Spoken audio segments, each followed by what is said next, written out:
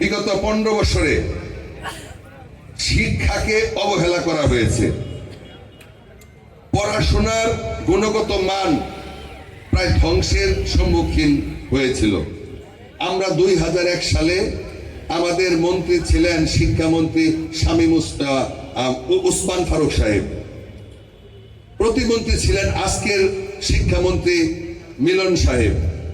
উনি সেই সময়ে নকল বন্ধ করার জন্য ছাত্ররা যেন সত্যিকার অর্থে পড়াশোনা করে পাশ করে, সেই জন্য সারা বাংলাদেশ কিন্তু উনি চষে বেরিয়েছেন। আজকে উনি শিক্ষা পূর্ণাঙ্গ মন্ত্রী। আমরা বিশ্বাস করি আগামী দিনগুলিতে আবারও শিক্ষার গুণগত মান বৃদ্ধি পাবে, সত্যিকার অর্থে উচ্চ শিক্ষায় শিক্ষিত হওয়ার সুযোগ আরো বেশি সৃষ্টি হবে। আমি আমাদের স্বাস্থ্য সেবা এই ঝিনাইগাতি উপজেলায় স্বাস্থ্য সেবা নাই বললেই চলে। আমাদের একটা হসপিটাল আছে 50 শয্যা বিশিষ্ট, ডাক্তার নাই, ইনস্ট্রুমেন্ট নাই। ইনস্ট্রুমেন্ট থাকলেও ইনগ্রেডিয়েন্ট যেটা উপকরণ, যে উপকরণের মাধ্যমে প্যাথোলজিক্যাল টেস্ট করা হয়, এই প্রত্যেকটা প্যাথোলজিক্যাল টেস্টের যে উপকরণ, প্রত্যেকটা উপকরণ মেয়াদ উত্তীর্ণ। এক্সরে করার জন্য যে ফিল্ম, এই ফিল্মও মেয়াদ উত্তীর্ণ। এটার পিছনে এক সিন্ডিকেট কাজ করে, যার ফলে আজকে প্রাইভেট ক্লিনিকগুলি আমাদের গরিব মানুষের কাছ থেকে গলা কেটে নেয়। তো কিন্তু ওষুধও তারা দেয় না, এত মিথ্যা টেস্টও করায় না। কিন্তু বাংলাদেশে রোগী ডাক্তারের কাছে যাওয়া মাত্রই 20-30 হাজার টাকা টেস্ট লিখে ফেলে। রোগীর আর্থিক অবস্থা আগেই শোচনীয় অবস্থায় হয়ে যায়।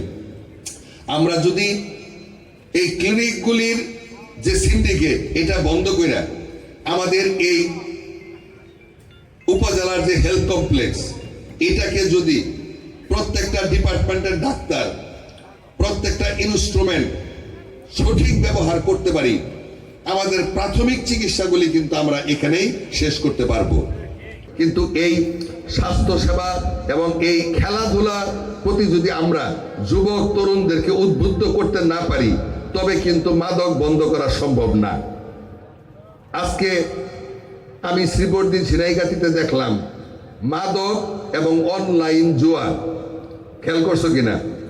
এই মাদক আর অনলাইন জুয়াতে যুবক এবং তরুণরা বেশিরভাগ সময় নষ্ট করতেছে।